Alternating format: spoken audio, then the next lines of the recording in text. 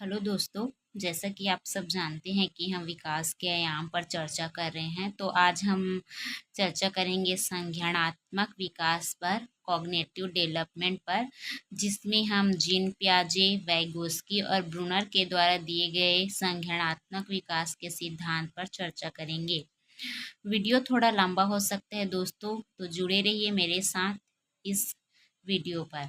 तो चलिए पहले बात करते हैं हम जीन पियाजे के द्वारा दिए गए संज्ञानात्मक विकास के सिद्धांत पर। तो जीन पियाजे का संज्ञानात्मक विकास का सिद्धांत इन्होंने बच्चों पर प्रयोग किया था, है ना। और ये जो संज्ञानात्मक विकास का सिद्धांत है उसको निम्न नामों से जाना जाता है: संज्ञानात्मक विकास, ज्ञानात्मक विकासात्मक, है ना, या फिर अवस्था का सिद्धांत। अगर इन नामों से भी दिया जाए तो आप याद जरूर रखिएगा। इसमें विशेष क्या है तो सहचर्यवाद, डार्विनवाद, है ना, तथा वैज्ञानिक विधियों का अनोखा संगम दिखता है। तो अगर पूछ दिया जाए जीन पियाजे के सिद्धांत में क्या दिखता है, तो सहचर्यवाद, डार्विनवाद और वैज्ञानिक विधियों का अनोखा संगम दिखता है। तो जीन पियाजे जी ने 4 स्टेज बताए थे, है ना। पहला है संवेदी गामक अवस्था, दूसरा है पूर्व संक्रियात्मक अवस्था, तीसरा होता है मूर्त संक्रियात्मक अवस्था और चौथा होता है अमूर्त। तो चलिए बारी बारी से एक एक करके देखते हैं। पहला संवेदी गामक अवस्था जो होता है 0 से 2 वर्ष तक। इसमें बच्चा अपने ज्ञानेंद्रिय का उपयोग कर सकता है, यानी कि जो भी वस्तु है ना, उसके बारे में अवधारणा वो बनाने के लिए अपने कान, नाक, है ना, स्पर्श, इन सब त्वचा, इसका उपयोग करते हैं, यानी कि अपने ज्ञानेंद्रियों का उपयोग करता है। इसमें वस्तु स्थायित्व का गुण होता है जब बच्चा 0 से 2 वर्ष के बीच में रहता है तो। और इसमें जो बच्चे होते हैं वो प्रकाश के प्रति ज़्यादा सचेत रहते हैं, है ना। और इसमें बच्चे परिवार के सदस्यों की पहचान कर सकते हैं और दूसरे के अधीन रहते हैं, दूसरे पर निर्भर रहते हैं। तो जो संवेदी गामक अवस्था है उसमें बच्चे जो है वो अपने जो क्या कह सकते हैं, ज्ञानेंद्रियों का उपयोग करते हैं।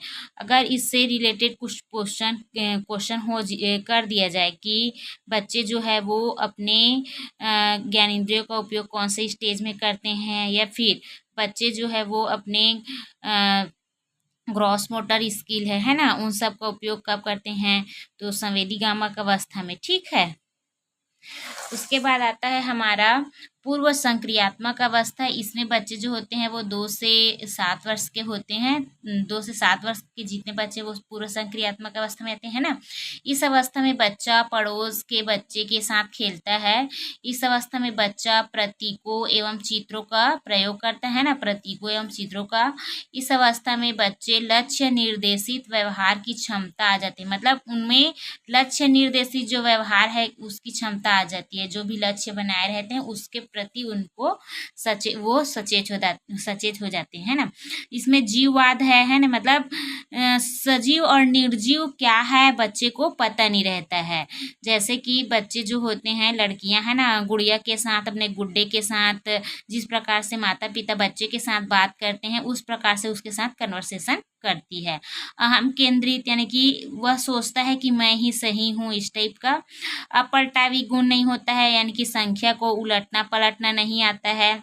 दूरी, भार, क्रम, ऊंचाई, आयतन, इन सब के प्रति उनकी जो अवधारणा है वो सब नहीं होती है। कौन से स्टेज में? 2 से 7 वर्ष की आयु में।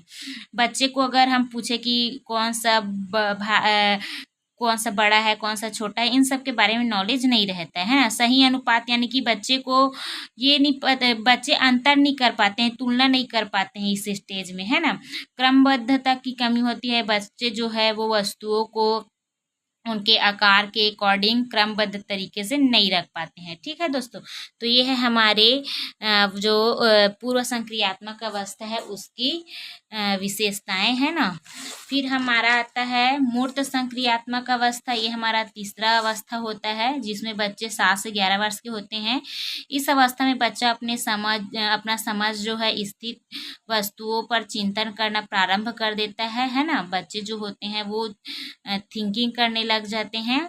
इसमें इस अवस्था में जीववाद, अपलटावी, भार, क्रमबद्धता, संरक्षण आदि की योग्यता बच्चा जो है वो प्राप्त कर लेता है। यानी कि बच्चे को सजीव, निर्जीव, कम ज़्यादा, है ना, हल्का भारी, है ना, छोटा बड़ा, इन सब का ज्ञान हो जाता है। तर्क पर आधारित रहता है, बच्चा जो होता है वो तर्क ज़्यादा करता है, चिंतन करता है ना, और जो गणितीय गणना है उसको भी वो सीख जाता है। उसके बाद हमारा आता है अमूर्त या फिर औपचारिक चिंतन अवस्था, है ना। इसमें बच्चा 11 से 15 वर्ष की आयु का होता है। ये संज्ञान की सर्वोच्च अवस्था है। अगर पूछ दिया जाए संज्ञान की सर्वोच्च अवस्था, तो अमूर्त या फिर औपचारिक चिंतन। जो मूर्त संक्रियात्मक अवस्था है उसको अनौपचारिक संक्रियात्मक अवस्था भी बोला जाता है दोस्तों। उसके बाद है बच्चा जो है अमूर्त चिंतन करने लगता है, तो इसमें बच्चा जो है वो अमूर्त चिंतन करने लगता है। ये क्या है, निगमनात्मक तर्कणा, तो इसमें बच्चे जो है वो निगमनात्मक तर्कणा भी करते हैं, है ना। अंकों का प्रयोग भली भांति से सही जगह पे क्या आएगा क्या नहीं आएगा उन सब का नॉलेज बच्चे को हो जाता है। कार्य कारण एवं अंतर समझने लगता है, यानी कि अगर उनको दो चीज़ दे दिया जाए, है ना, तो कौन सही है कौन गलत है उसके प्रति उनका जो विचार है वो पूर्ण रूप से सशक्त हो जाता है। तो ये था जीन पियाजे के द्वारा दिए गए संज्ञानात्मक विकास का सिद्धांत, और इसके कुछ सोपान भी है जिसको हम देखते हैं इस वीडियो में। तो जीन पियाजे जी के सिद्धांत के सोपान, पहला है अनुकूलन। तो जब बच्चा नए परिवेश में अपने आप को ढाल लेता है तो वही क्या है, हमारा अनुकूलन है।